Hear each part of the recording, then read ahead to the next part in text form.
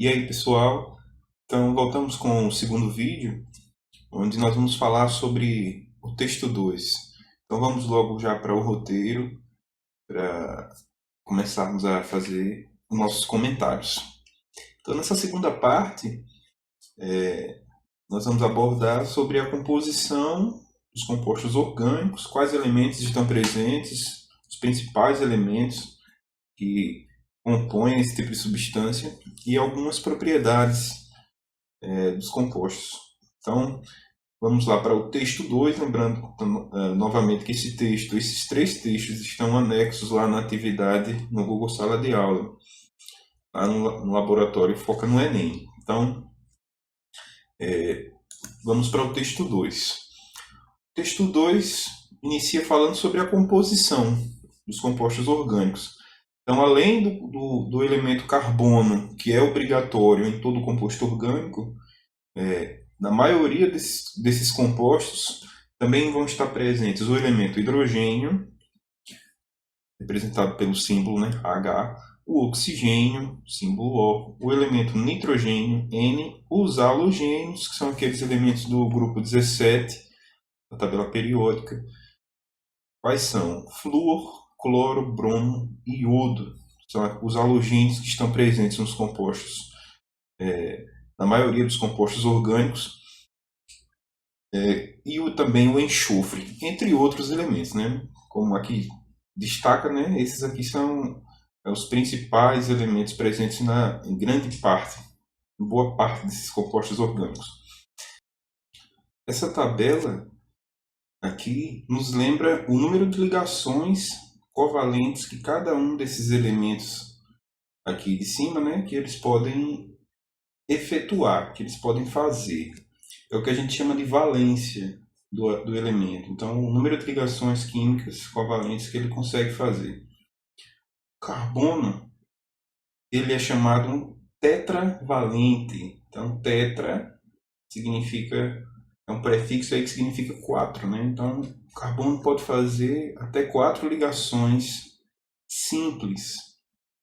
E aqui nós temos a representação das ligações. Então, ele pode formar até 4 pares de elétrons, Então, relembrando lá do primeiro ano, as ligações químicas covalentes podem ser do tipo simples, dupla ou tripla, os principais tipos de ligações covalentes. Então, ligação simples ocorre o compartilhamento de um par de elétrons entre 2 átomos. Ligação dupla ocorre o compartilhamento de 2 pares de elétrons entre 2 átomos, e a tripla, o compartilhamento de 3 pares entre 2 átomos. Então, o carbono, como ele é tetravalente, ele tem todas essas possibilidades aqui de ligações covalentes. Ele pode fazer 4 ligações simples, e aqui a gente vai ter, cada ligação simples, a gente tem um par compartilhado. Ele pode fazer 2 ligações simples e uma dupla, então contando no total os 4 pares, novamente, que ele precisa, ou uma simples e uma tripla, No somatório a gente tem os 4 pares da mesma forma, e por último ele pode fazer 2 ligações duplas. Então uma coisa que a gente tem que sempre lembrar é que o traço das estruturas aqui dos compostos, que a gente vai ver bastante, cada tracinho entre 2 átomos representa um par de elétrons que será formado na ligação. Então, cada tracinho desse a gente tem que lembrar que são pares de elétrons, Então são 2 elétrons. Um elétron de cada átomo, que estão ligados aqui. Um elétron pertence a cada átomo. Quando eles formam uma ligação covalente, o par passa a pertencer aos 2 átomos que estão ligados, Por isso se chama ligação covalente, ligação compartilhada. O hidrogênio ele é monovalente, então ele só vai formar um par sempre. Então a gente diz que o hidrogênio faz uma ligação. O oxigênio e o enxofre são chamados bivalentes. Por quê? Porque eles formam 2 pares. Se eles formam 2 pares, eles podem formar 2 ligações simples ou uma ligação dupla. Tem que lembrar disso. Lembrando, são dois pares de elétrons compartilhados, os dois tracinhos. O nitrogênio é trivalente, forma até 3 pares, né? Compartilha até 3 pares. Então, forma até 3 pares compartilhados. 3 ligações simples pode ser uma simples, uma dupla ou uma tripla. E os halogênios, assim como o hidrogênio, são monovalentes. Então, sempre vão fazer apenas uma ligação simples. Beleza? Vamos falar um pouco agora sobre as características gerais dos compostos orgânicos, algumas propriedades também desse tipo de substância. E a primeira coisa é que o tipo de ligação química que é predominante nos compostos orgânicos é a ligação covalente, aquela que a gente comentou, né, lá no quadro acima. Então, a gente vai ter basicamente ligações covalentes nos compostos orgânicos. Então, cada tracinho aqui das estruturas, né, são os pares de elétrons que estão sendo compartilhados entre os dois átomos. O texto começa a falar agora, então, sobre uma das propriedades dos compostos orgânicos que é muito importante, que é a polaridade dos compostos orgânicos. A polaridade dos compostos nos ajuda a entender a polaridade, nos ajuda a compreender algumas propriedades dessa substância que a gente vai ver daqui a pouco. Então ele comenta o seguinte, que como nos compostos orgânicos a gente tem, na maior parte das estruturas, ligações entre carbono e carbono, que são as cadeias carbônicas, né? E carbonos e hidrogênios, ocorre que entre esses átomos há uma pequena diferença de eletronegatividade. Então essas ligações são praticamente apolares. As ligações entre carbono e carbono, como são dois átomos iguais, apresentam a mesma eletronegatividade, já são ligações apolares. E ligação carbono e hidrogênio, essa diferença de eletronegatividade é muito pequena. Então, nos compostos orgânicos formados por carbono e hidrogênio, a gente tem esses compostos, que esses compostos são apolares, devido a essa eletronegatividade, essa diferença de eletronegatividade muito pequena. Eletronegatividade, para a gente lembrar, é aquela propriedade dos átomos que representa a capacidade que um átomo tem de atrair elétrons para si quando ele está numa ligação química, numa ligação covalente. Então, essa diferença de eletronegatividade ajuda a gente a entender a polaridade, que é outra propriedade que pode ser aplicada à ligação química. Então, existem ligações que são polares, ligações que são apolares, e também a polaridade pode ser aplicada à molécula. Então, existe a polaridade da ligação e a polaridade da molécula. Aqui ele comenta o seguinte, que quando na molécula de um composto orgânico houver um outro elemento químico, além de carbono e hidrogênio, suas moléculas passarão a apresentar uma certa polaridade, como é nesse caso aqui. Ó. Então a gente tem o metano e o etano, são dois compostos orgânicos. Nesse primeiro a gente só tem átomo de carbono e um átomo de carbono e 4 átomos de hidrogênio. Esse composto, essa eletronegatividade aqui entre carbono e hidrogênio é muito pequena, existe eletronegatividade, no caso o carbono é mais eletronegativo que o hidrogênio, mas por conta da geometria dessa molécula, o composto é apolar.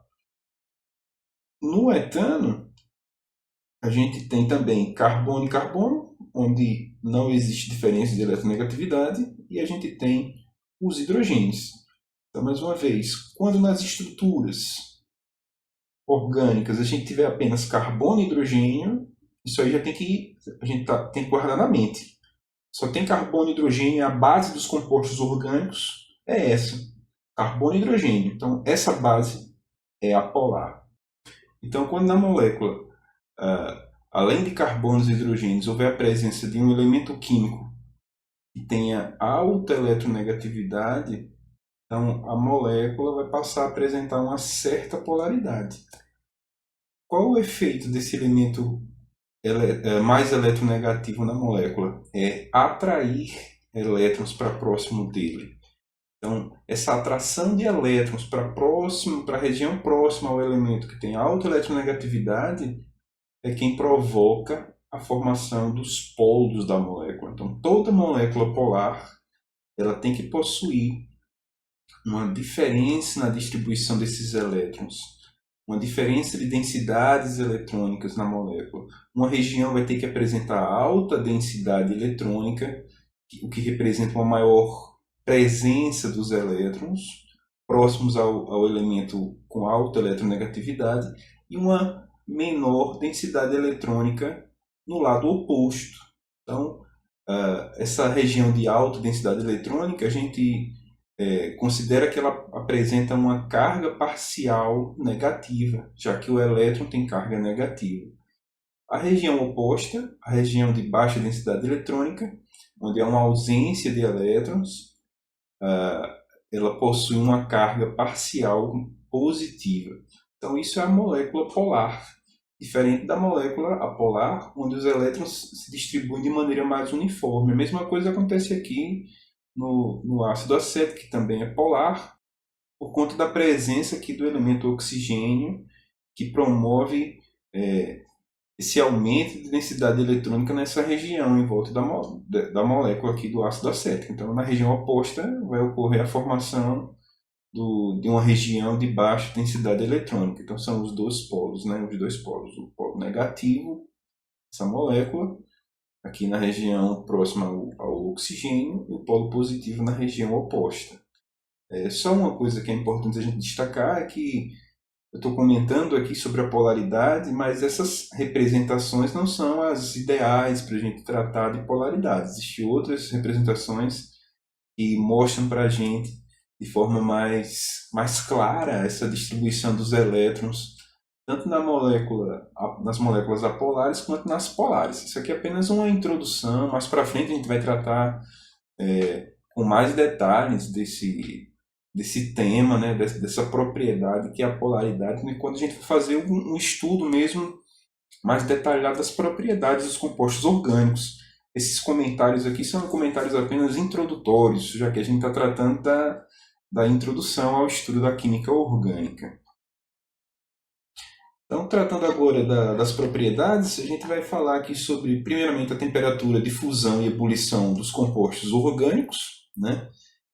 E o que vai nos ajudar a entendê-las, né, a temperatura de fusão e a de ebulição, é uma outra característica das moléculas que a gente chama de interação intermolecular, que é a força de atração que existe entre moléculas, por isso intermolecular, né?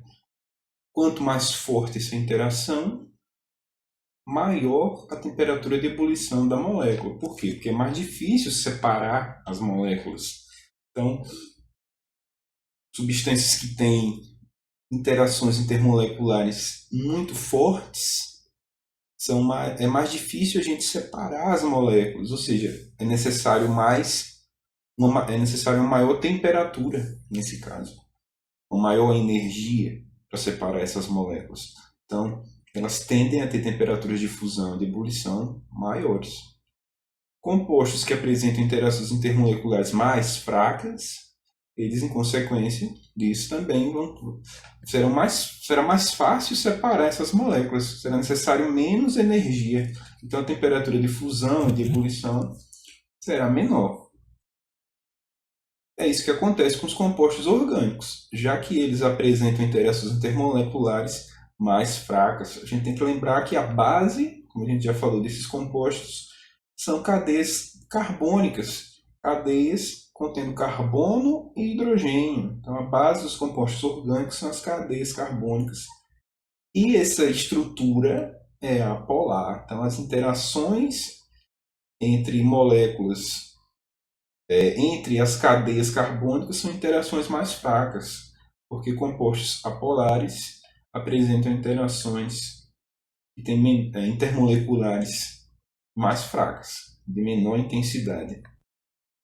Isso faz com que seja possível encontrar os compostos orgânicos nos 3 estados físicos a temperatura ambiente. Então a gente tem aqui nesse quadro alguns exemplos, como o caso do butano, que a 25 graus, temperatura ambiente, né, aproximadamente, ele é gasoso. Então ele passa para líquido, de sólido para líquido, a fusão a menos 138, e a 0 graus Celsius ele já se torna um gás. Então é o butano que é utilizado como gás de isqueiro, está presente também no gás de cozinha, o GLP. O etanol ele é um exemplo de composto orgânico líquido, porque a fusão dele ocorre a menos 117 e ele permanece líquido até 78,3 graus, onde ele se torna um gás, passa para o estado gasoso. E aqui tem um exemplo de composto orgânico sólido, que é o fenol, que é um bactericida. A 25 graus, ele é um sólido. Ele só vai passar para líquido a 41 graus Celsius. E se torna gás a 182 graus. Como comparação, aqui está um exemplo de um composto iônico, né? Um composto inorgânico, que é o cloreto de sódio, o sal de cozinha. Olha a fusão dele, 801 graus Celsius. Então, ele vai permanecer sólido até essa temperatura. O NaCl só vai passar para estado gasoso numa temperatura maior que 1000 graus Celsius. Então, 1413 graus Celsius é a temperatura de ebulição. Vamos ainda falar sobre mais duas propriedades, que é a solubilidade e a combustibilidade. Falando rapidamente sobre a solubilidade, os compostos orgânicos apolares, eles são praticamente insolúveis em água. Lembrando que a água é um composto polar. Então, existe uma regrinha para a gente lembrar, que diz que semelhante dissolve semelhante. Então, aqui a gente tem uma figura que mostra uma mão suja de graxa. Como fazer para remover a graxa? Com a água sai? Não sai. Então, é possível usar a gasolina. A água é um composto polar. Ela não vai conseguir remover substâncias apolares. Além disso, ela é inorgânica. Então, é necessário que haja semelhança entre os compostos. A gasolina é um composto orgânico também apolar. Então, ela consegue remover a mancha aqui, a sujeira da graxa, já que ela dissolve a graxa. Semelhante dissolve semelhante. Há compostos orgânicos que são polares e podem se dissolver na água. Exemplos: açúcar, álcool comum, né? O ácido acético contido no vinagre, a acetona. Então, não existe apenas compostos orgânicos apolares, né? Existem polares e apolares. Então, é simplesmente lembrar da interação para que haja a solubilidade, a solubilização do composto. Ele precisa ter uma polaridade semelhante. A combustibilidade, para encerrar, a maioria dos compostos orgânicos, os compostos que sofrem combustão, né, que a combustão é o que a gente chama de queima, é de origem orgânica. Então, a gasolina, o álcool, o gás de cozinha, todos eles são compostos orgânicos. Grande parte da energia consumida atualmente provém da combustão de compostos orgânicos, como o gás utilizado em fogões e o álcool dos automóveis. Lembramos que a nossa sociedade, em relação a fontes energéticas, é altamente dependente dos combustíveis derivados do petróleo. Petróleo é rico em compostos orgânicos. Então, os hidrocarbonetos que a gente vai estudar mais para frente, a gente vai analisar que eles são uma classe de compostos que são derivados em grande parte do petróleo. Então, esse foi o texto 2. Vamos voltar aqui para o roteiro, porque eu coloquei aqui um vídeo para que vocês assistam. Faz uma revisãozinha bem simples e rapidinha, não é extenso, sobre a ligação covalente e sobre polaridade que a gente falou. Então, dá uma pesquisadazinha. A gente comentou sobre esses assuntos nos outros anos, né? No ano passado também, mas é importante relembrar agora no início do estudo dos compostos orgânicos também. Então, é importante saber, relembrar, ter em mente aí com clareza o que é a ligação covalente e o que é a polaridade. Certo? No próximo vídeo nós voltamos falando sobre a outra parte do terceiro texto, né? O texto 3 e a terceira parte aqui do nosso roteiro. A gente vai tratar da capacidade de formar cadeias dos compostos orgânicos. Então é isso aí. Até mais.